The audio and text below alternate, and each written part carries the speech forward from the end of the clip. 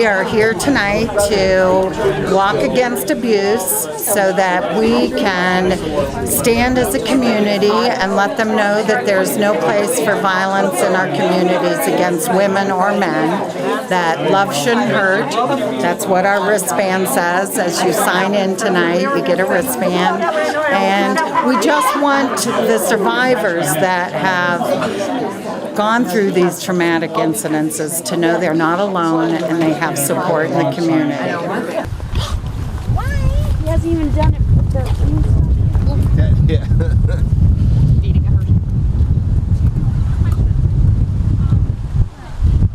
From last year, we had 45 residents to this year, we had 61 residents. From last year, we had 51 residential days. This year, we've had 332 residential days. That's a huge increase. Last year, we had 178 unduplicated calls. This year, we had 265 unduplicated calls. Last year, we had 40 outreach presentations. This year, we have 54, now 55 outreach presentations, counting tonight. And then our legal advocacy program, we've gone from 363.5 hours of legal advocacy to 560.25 hours of legal advocacy. So you can see the great increase. And if you guys have been reading the newspapers in the last couple days, the domestic violence is on a rampage. And now that the media is working with us, the NFL is getting information out on TV and in the newspapers and on the internet. It's helping us to get the word out to the community that we're all here to work together to help survivors and victims of domestic violence. To recognize those signs, like that jealousy that starts off where it's so cute. Oh my God, he can't stop texting me. He wants to know who I'm with. He loves me. It's cute, and then there's a line that you don't cross. And it got to the point where I couldn't wear my hair a certain way. If I didn't wear my hair how he liked it, I was ugly, and he wanted nothing to do with me. If I was drinking, I was an alcoholic. I couldn't, oh my God, you're drunk. You don't even know what you're thinking. I couldn't see my friends. I had to dress a certain way. And that sounds so ridiculous, even like now when I look back, I'm like, how did I let somebody just control everything? And it's more, instead of judging and victim blaming, like I want to get that message out there where we want to help prevent this and teach women, like we need to be respected. Men as well, you need to respect women, and everyone respect each other.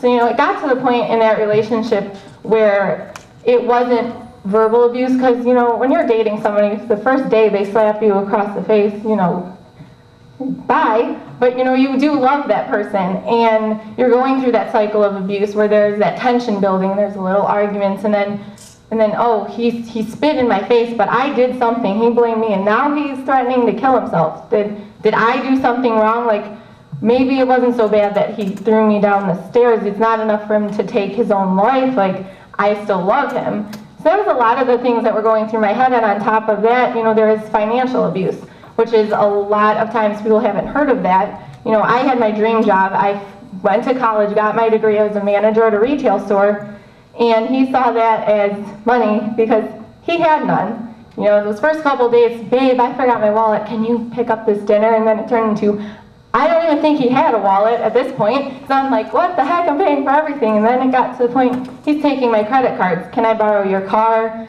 Can I do this? Like, then it's the point, if you don't pay for my rent, I'm gonna kill your family. And you know, looking back, and everyone asked me, why didn't you tell someone? And it's like, I was so embarrassed. Like, I was this strong woman my whole life, like no one messed with me. And now I'm like, great. I am so ashamed that I let this person, he's 5'2", like control everything I'm doing. Like, I can get out of this, I can save myself. And that's when you look at those mirror scenes. Like, I would lock myself in the bathroom because that was the only place where he wouldn't come in, and I would just stare at myself like, who are you? What are you doing? And it got to the point where he was threatening to kill my grandmother. My brother was in the army, he was deployed, and I'm like, I can't put this on my parents, I can save myself. And he had me steal from my work. And that one time I did, he held it over my head every day, if you don't steal again, I'm gonna turn you in and you're gonna go to jail.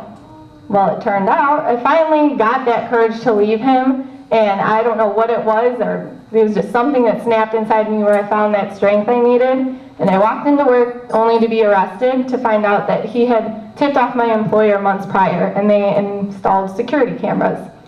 And I found that if I would have researched him, you know, done a little bit of investigating, he had restraining orders in his past history. All of the girls looked the same, 5'5", brown hair, brown eyes. And it's like that was his job, was finding women that he could manipulate. So, long story short, I did end up getting arrested. I was facing 5 years in jail for everything, and it was all over the papers. My whole city was reposting it. You know, kids are like tweeting, Facebook status, can't believe she did this, and no one knew that backstory. But fortunately, you know, I did put myself into counseling prior to all of this, and they diagnosed me with battered women syndrome. And all of my charges were dropped and expunged, and as soon as I said his name to the judge, the jaw just dropped. Like, there was a Bible on things in all different counties that he had done that I'm, you know, so sheltered, you don't look into that. You don't think I need to know that. Smile. Got us? I do. Okay. You do? Okay. Injuries sustained by the victims I've seen have varied dramatically. The worst cases, no doubt, involve injuries to children. The beating and sexual abuse of a 4-year-old child by her mother's boyfriend that ended in the child's death. The beating of a pregnant 17-year-old girl that ended in her and her child's death are two of the horrific cases that have been handled by me and my staff during my short tenure as county prosecutor. And despite the increased attention given to domestic violence nowadays, we have all seen a continued progression of this epidemic called domestic violence that affects every community, regardless of age, economic status, sexual orientation, gender, race, religion, or nationality.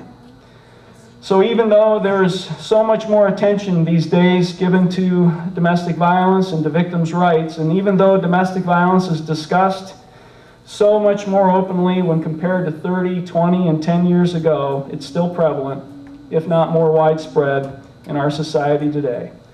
It all starts with mind control, or influence by one over another in the same family or household. It's a systematic pattern of mind power, emotional abuse, and behavioral control.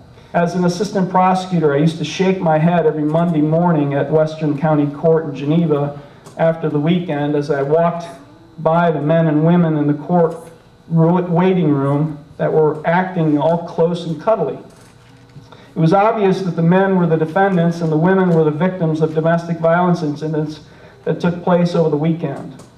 Many of these women in those situations were seeking to have me dismiss the domestic violence charges filed against the men by claiming that what actually occurred over the weekend was different than what she reported to police at the time. Another example of mind control.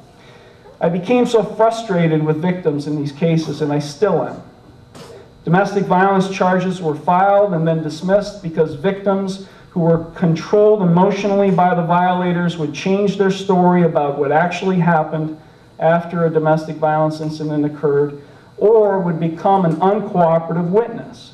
What a waste of police time and resources by responding, investigating, and arresting the violator. What a waste of court time and resources after the victim claimed that what happened to her actually didn't happen, or would become an uncooperative witness. I found myself becoming so frustrated that I started filing criminal falsification charges against the victims of domestic violence as a result of them changing their stories. Women who are victims of domestic violence must learn to know the times when they're being emotionally controlled that will likely lead to violence, and they must leave the situation before an incident occurs. Leave the situation. Leave your man. I know it sounds easy for me to say, but take your children with you and leave. Don't come back until he gets help and learns himself to stop controlling your mind and emotions and proves to you that he has changed. Leave. L-E-A-V-E. Leave. I know it is easier to say than do, but leaving a situation when mind control is in full force will get his attention. Second, avoid mood-altering agents. No alcohol, no drugs. Let's face it, most domestic violence events are precipitated by both the offender and victim imbibing an alcohol or using drugs.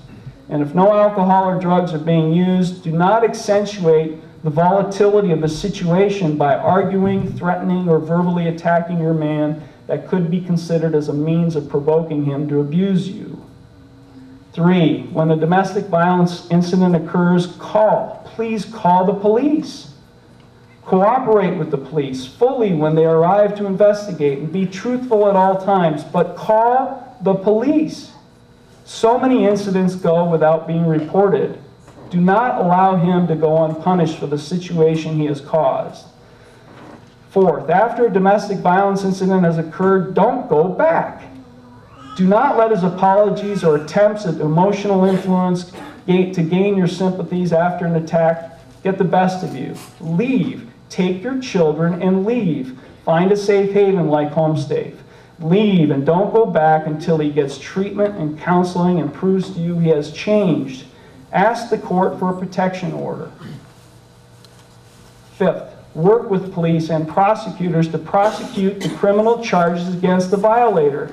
Do not change your story. Do not become uncooperative. Stay in touch with prosecutors and victim of crime advocates.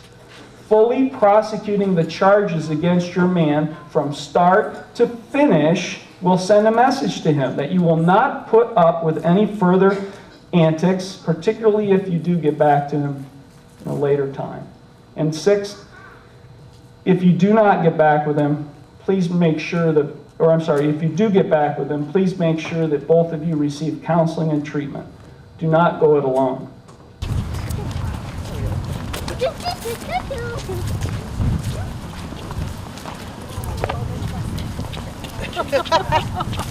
Good, I'm glad you're doing it.